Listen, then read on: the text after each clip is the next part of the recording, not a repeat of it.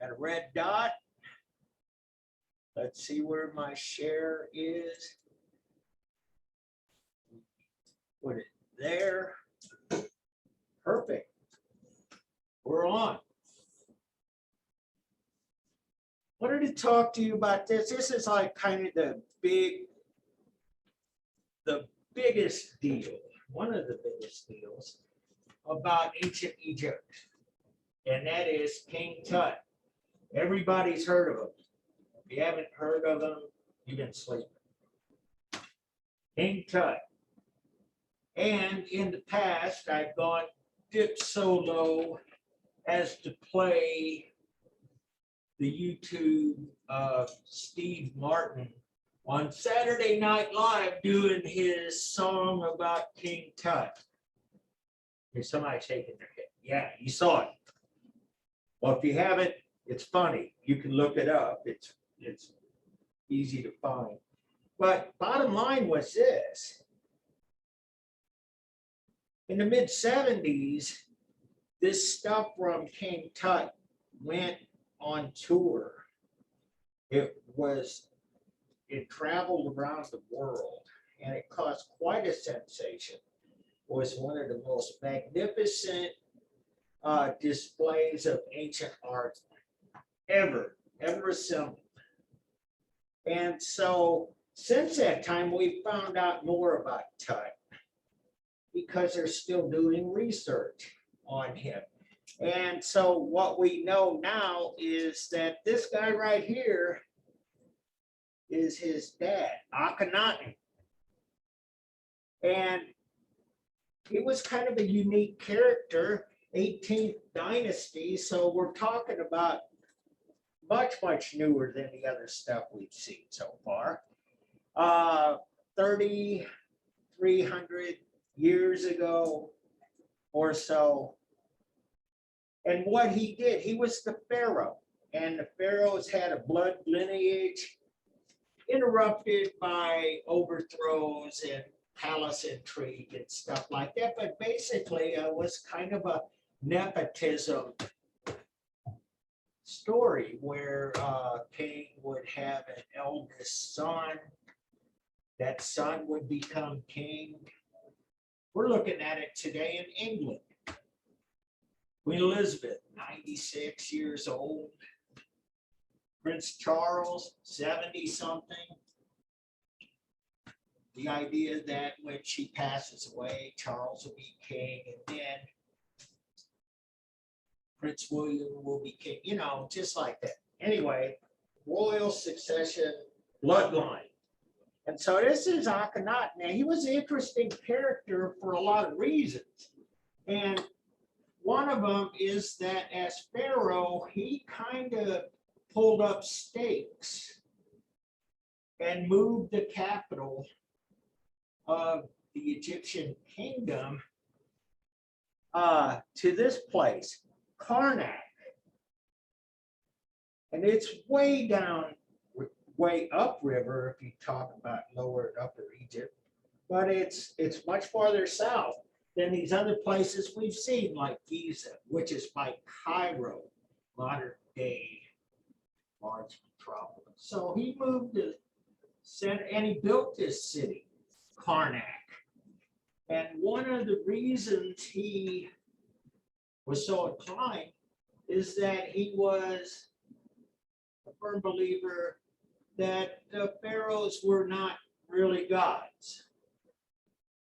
In fact, he was a guy who believed that the sun was the god. And that is part of the name here, Aten, which is the sun god. He believed that the sun god was the true God. Now, he's kind of interesting too, because a lot of things have been attributed to him, period. And one of them is that he has this kind of unique body shape.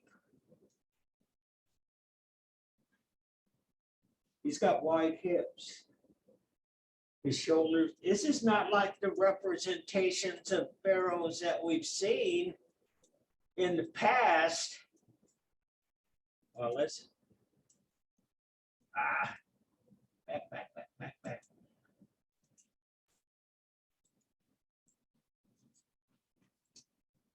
Yeah, pharaohs, broad shoulders, narrow hips, regal, powerful, muscular, masculine. This guy displays features of both the masculine and feminine. And that's unusual. You'd never seen that before.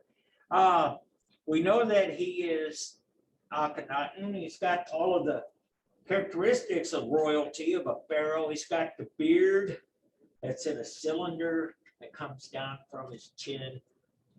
We got the asp on the headdress, which means the symbol of royalty. The pharaoh has that. He's got the headdress.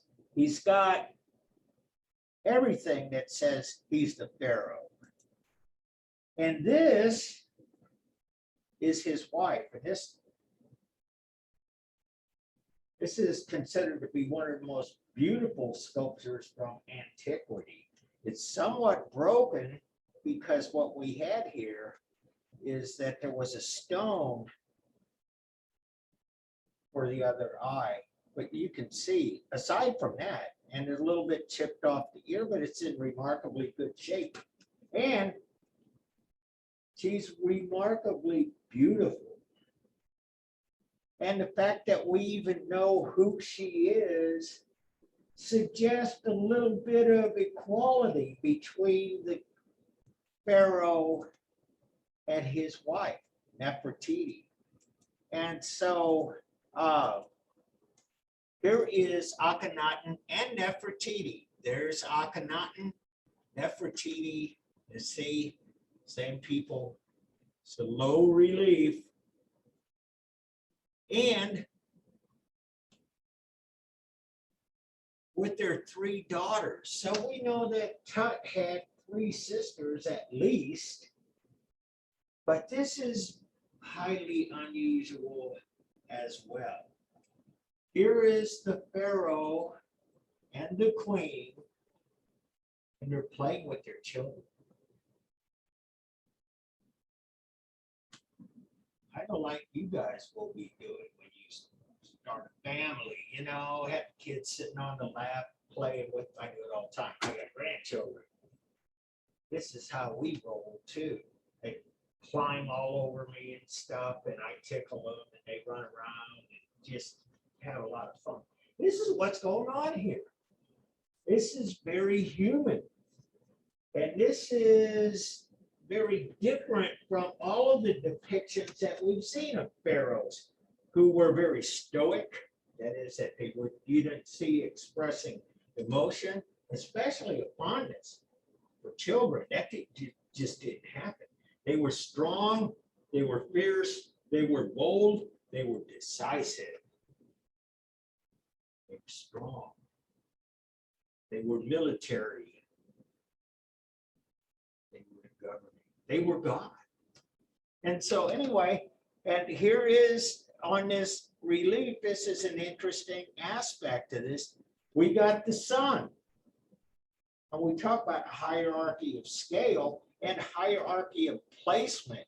The sun is higher on this frieze than anything else, and that is depicted the sun god. And so anyway, what happened here is that Akhenaten and Nefertiti, they built Karnak, and that faded away over time. The capital was moved once again, but for this one period, things changed. Things changed drastically. And so this is the innermost coffin of Tutankhamun, the son, the heir apparent, and he actually became king. But he didn't last long. He died. He was killed at a young age. And so let me tell you the big story, the bigger picture of this. And that is that partly because this was in Karnak, which was a capital for a relatively short period of time.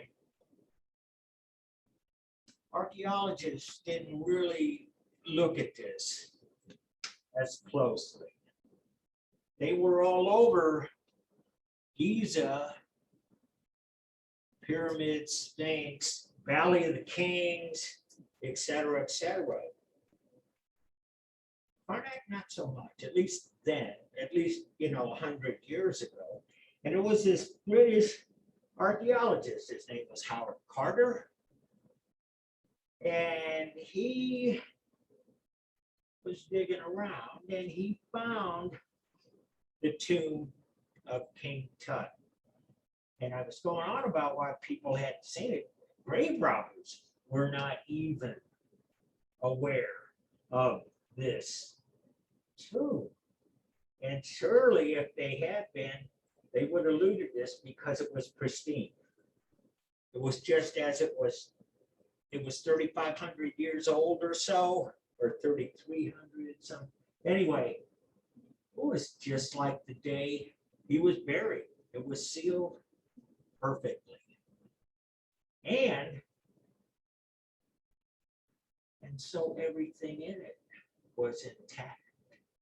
No grave robbers. I'm going to go back some, talk about this diagram here that we've seen. This number 2, Thebes tunnels. This is very typical of what was going on in northern Egypt and in the Old Kingdom. These great monuments over the centuries, Thebes tunnels. And you can almost go to any monument, any tomb, anything, and you will find evidence that there had been people trying to plunder those graves. And so, where did I go?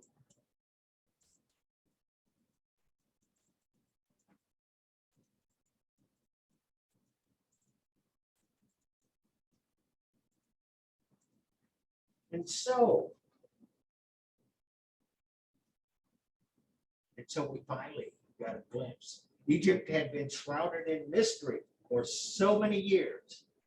And it was this mysterious place that had all of this culture that was thousands of years ago. And so this was like a big giant leap forward. Howard Carter finds King Tut's tomb.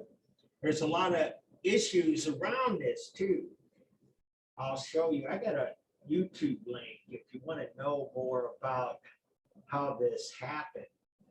It's a History Channel docu on Howard Carter, the discovery of King Tut's tomb. But bottom line is this: he found it and he died mysteriously.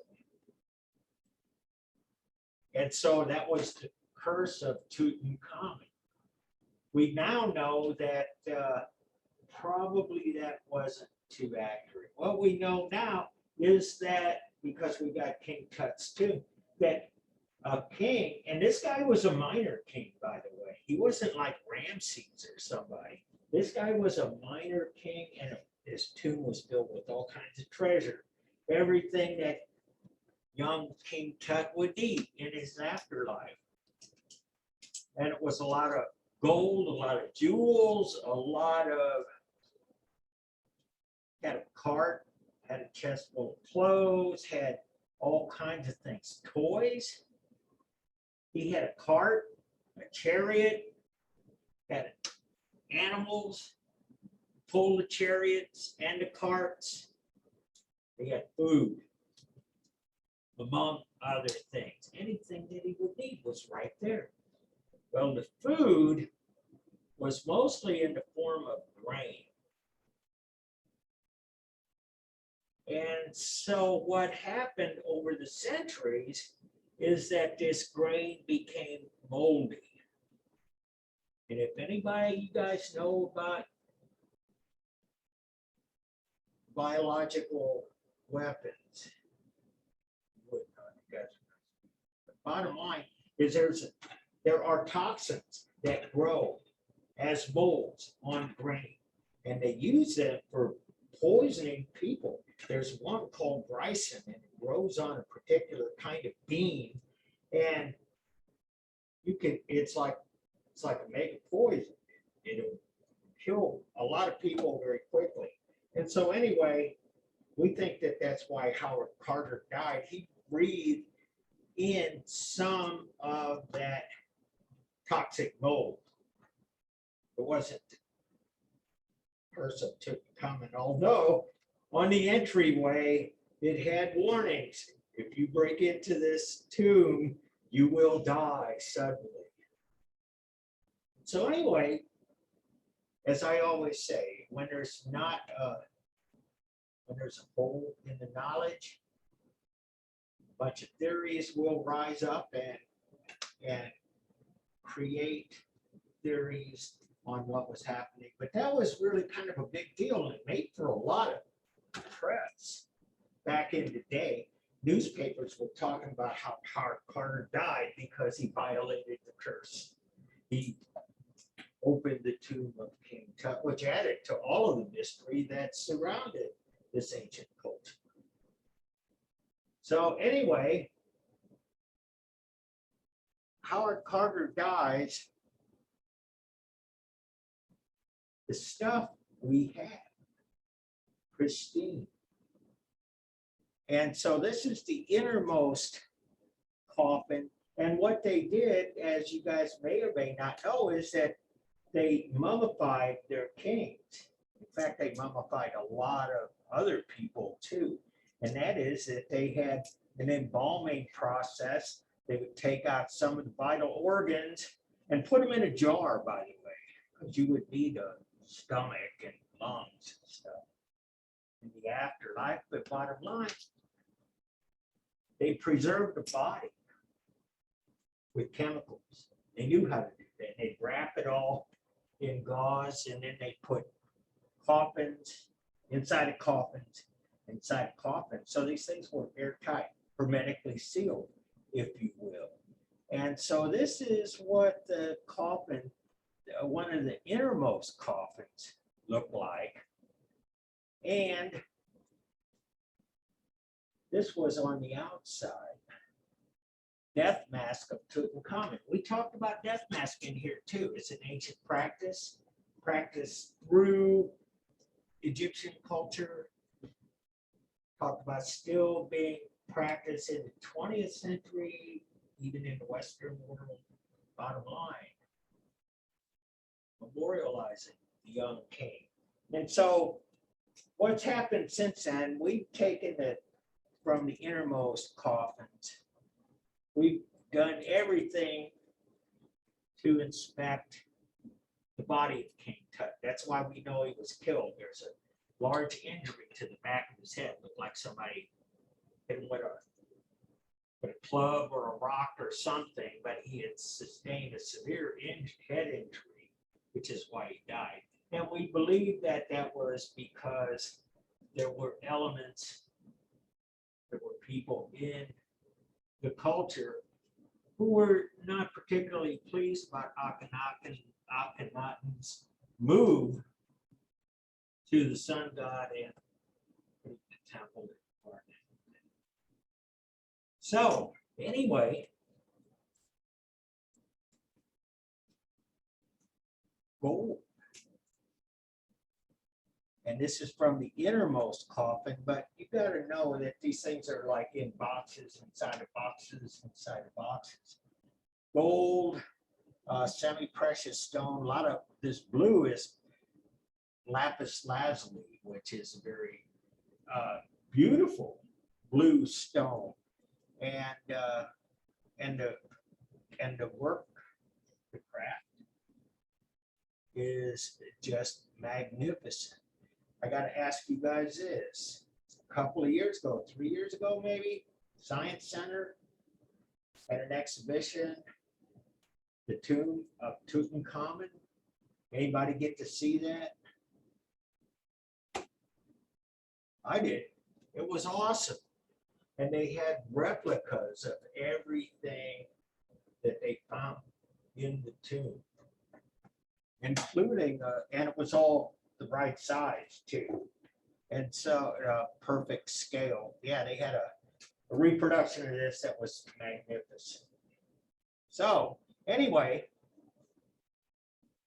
since that time, Egypt has been trying to keep the artifacts in country because they had suffered a lot of looting and a lot of vandalism and all of this stuff. They're very serious about their heritage.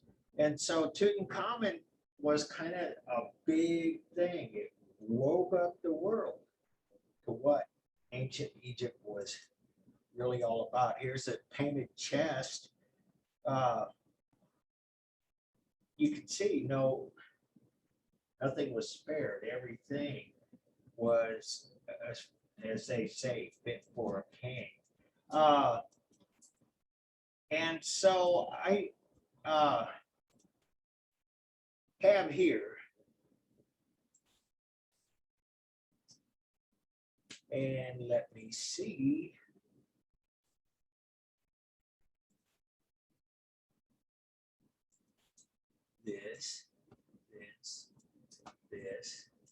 This.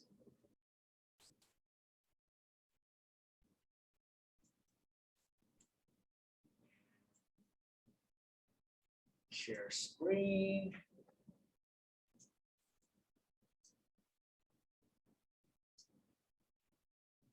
Make sure that's correct.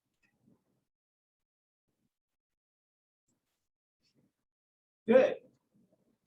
And slideshow from the beginning. A few other things I want to add to Egypt. And Egypt, the study of Egypt is just fascinating. I know some people who have spent their entire lives studying Egyptian.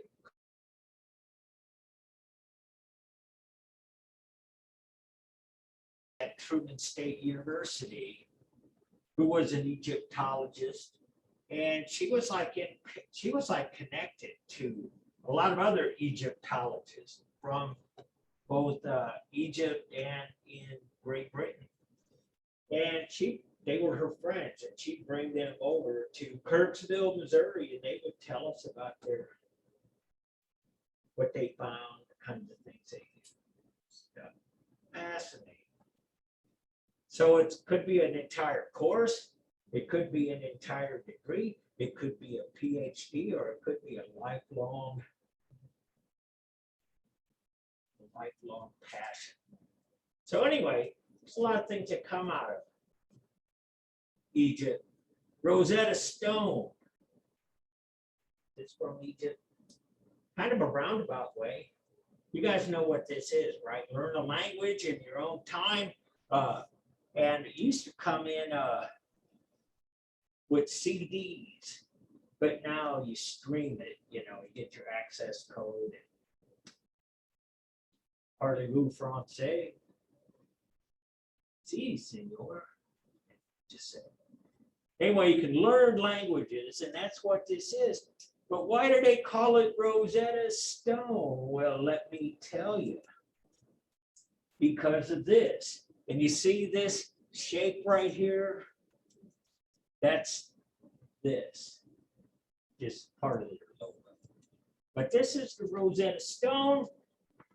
It was discovered by Napoleon's troops in the late 18th century, like 1798, 1799.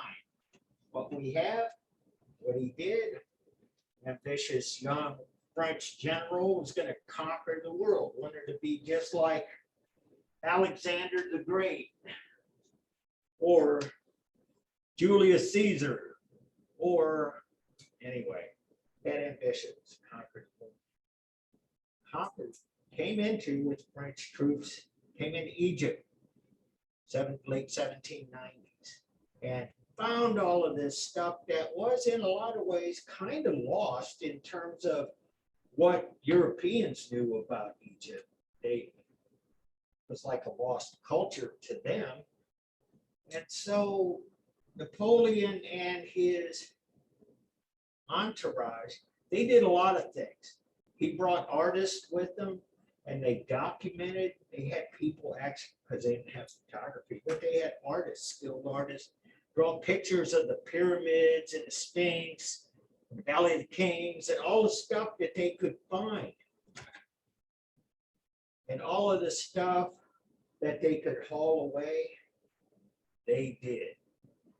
They took a lot of stuff, but they found this piece, and its significance wasn't immediately recognized until a French scholar figured this out. And what we have here, this is a close-up here on the right. And what we have on the top is the old hieroglyphic language of ancient Egypt. The pictograms, you see, they would draw what was, in essence, tiny little pictures representing, sometimes representing sound, sometimes representing things themselves.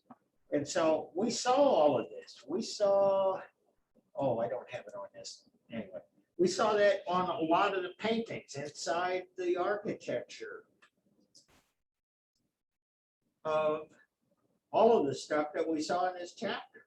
And so it was hieroglyphics. Nobody knew how to read it. Nobody knew what it meant. It was mysterious.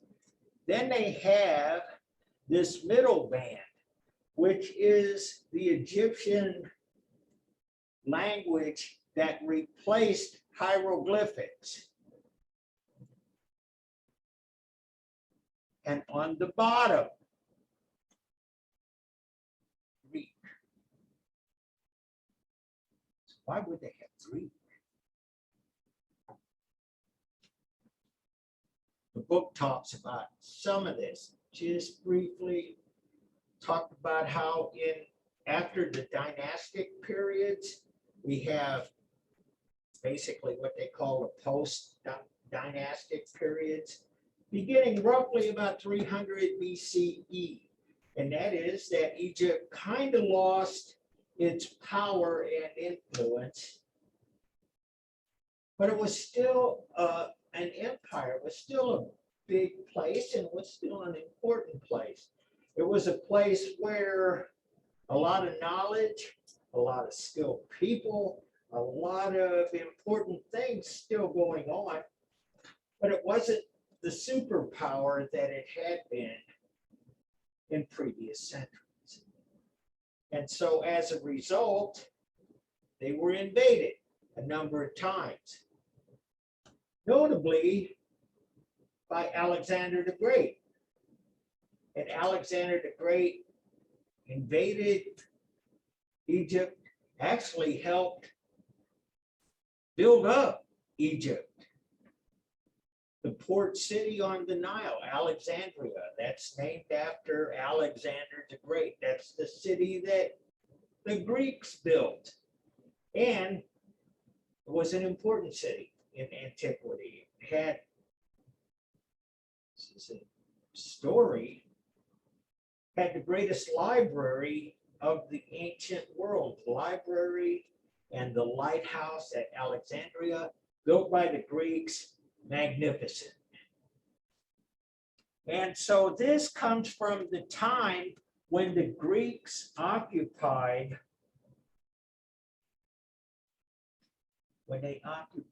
Egypt in 196 BCE.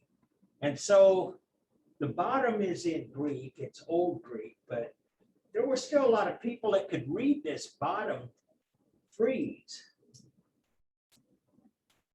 They knew what that said, and somebody theorized that, hey, if this is what this says, that's probably what the middle band, frieze, register says. And so they translated it and it worked out. And basically what this stela, this piece of stone says, it's kind of a list of rules. It's you're in Egypt now, we are the Greeks, we run the place. No smoking, no drinking, whatever, no curfew at 11 p.m., no driving over 50 miles an hour, stuff. Bottom line, they're rules. This is, you're here, we're in charge, and this is how you must behave. And so it's kind of a set of laws. And they figured out that this middle band was still enough people around that could figure out that these two were the same. And so it allowed them to translate hieroglyphics, because all three of these registers are say the same thing. And so the Rosetta Stone opened up hieroglyphics, this ancient language that nobody spoke. It was dead. And it allowed everybody to translate all of this ancient ancient Egyptian writing all over the tomb. So that's why they call this Rosetta Stone. It'll allow you to translate from English to, whatever language. I have this picture here of the Sphinx, and I put this in here just because it's what it looks like today. And you see there's a gate down here. They're still excavating here. And they found out that in Napoleon's time, this was mostly all covered with sand. And they didn't realize that, first of all, that there was this whole big part of the Sphinx that remained unknown for a great long period of time. How do we know that? Because Napoleon brought those artists over there and they drew what they saw. So why would it be covered with sand? Simple. The Sahara Desert is growing. It has been growing for centuries. And so the Sahara gets bigger and bigger, and it pushed all the way across Egypt. And with it, buried all of this stuff in the sand. So they're still digging this out. They know that there are some chambers, there's some rooms, there's a lot of stuff underneath here. And so this is a modern picture. Secondly, I like the picture because of the scale. It shows you how actually large these monuments are, because there's the human scale right there. And where's this guy at on the Sphinx? I saw him yesterday.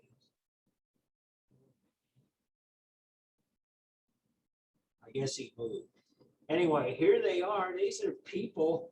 This is the Sphinx. It's huge.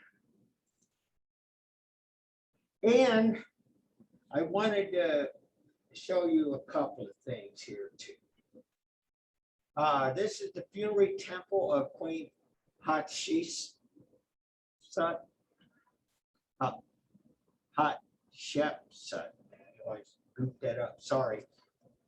And so anyway, one of the things that they do later in Egyptian culture, they really stopped building their monuments out of rock, stone. You see the early ones, they have columns and they're put together in sections. They decide in the late dynasties that what they'll do is just carve right into the rock. In the book, they call it live rock carvings. And so they just go in the side of a hill that's primarily rock, and then they carve away and build these. In this case, this is a temple, it's a funerary temple. And so they've given us some architecture to ponder. And so take a look at this. This is magnificent. And so not so magnificent, not so funny. This is a Nazi parade ground. You notice the similarity here? In fact, the Egyptians had invented the kind of architecture that resonates. It says, it just screams out official power, importance, authority. And so this and that, you see, very similar.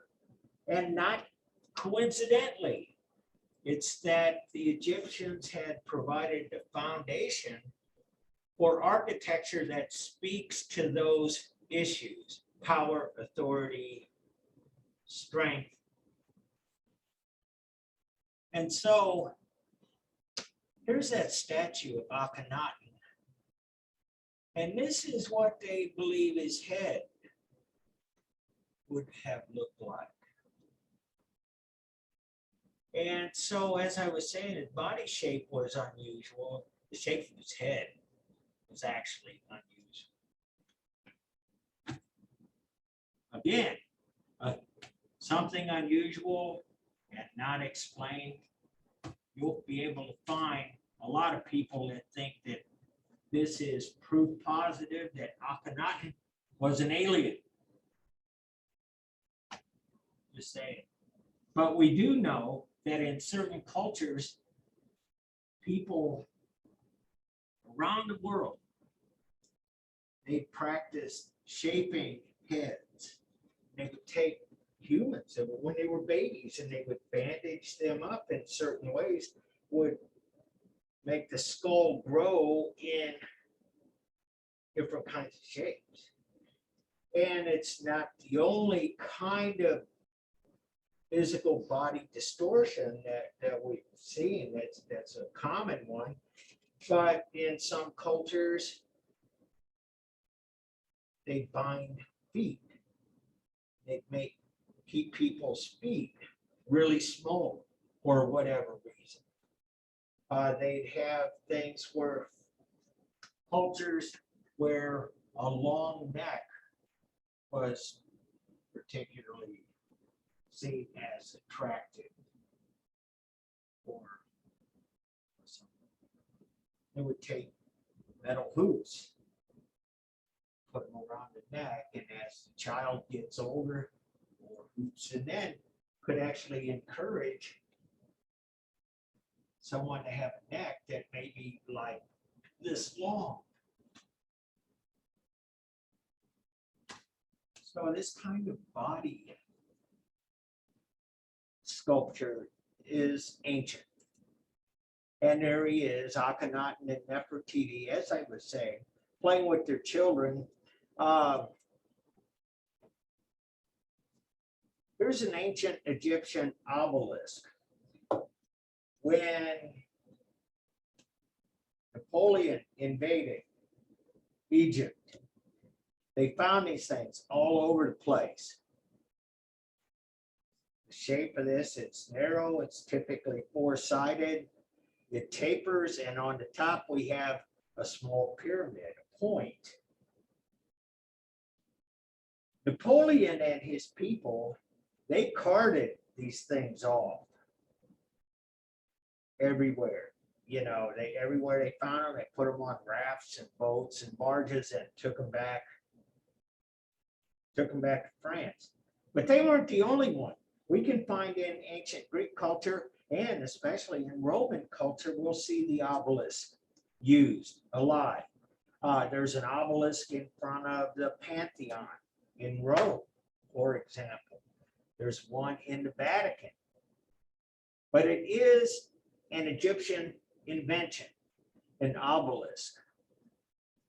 And this is where I used to teach in Kirksville. This is the Veterans Memorial. It's got the names of all the veterans who died in wars, and in the center of this, an obelisk. And again, this is the Washington Monument. This thing's like 200 feet high or more. And you can actually go up in this thing. It's bottom line, it's in Washington, D.C., and it's the Washington Monument, commemorating the life and accomplishments of our first president. So these things live on. I want to add this, though. This was built in the 19th century, in the 1800s, and it was completed after the Civil War, but this was built with funds, privately raised funds. And there were a number of people actually who objected to this. In fact, but they went ahead and built it anyway. What they objected to was that it was too Egyptian. Of course, that did not stop the architects of Washington, D.C. They have a lot of Greek and Roman architecture all over the city. So anyway, that is the obelisk. Here is that link to that King Tut video.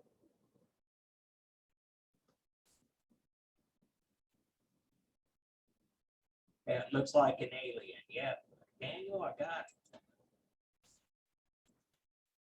it. And finally, as I was talking about this idea of humans and animals, this is the Anubis, half person, the gatekeeper, the guardian, half wolf or jackal or dog. We know it's a canine of some sort, but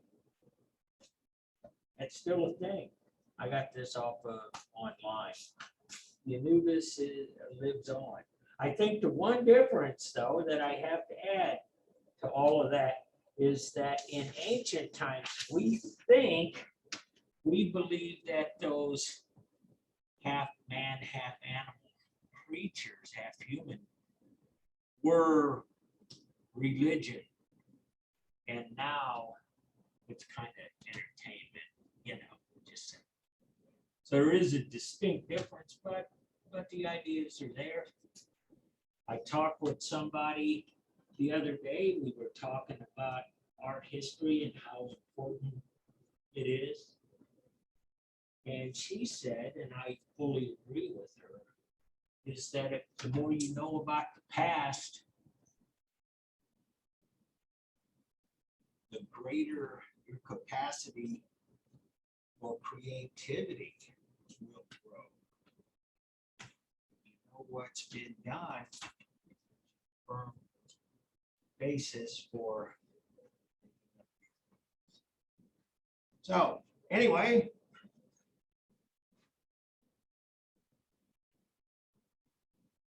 any questions? Do you guys get a thing saying week 3 evaluations? Fill them out if you have the time. Those things are, we take them seriously. We want to know how you like us or not. So that's it. You guys have a good weekend. I think it's going to be stay nice for a while, so we're kind of like. Have a good weekend, everyone. I'll see you guys Tuesday. We don't? Just Thursday. Oh, really? What happens on Tuesday? Oh. Well, in that case, I'll see you next week. I need to read my email.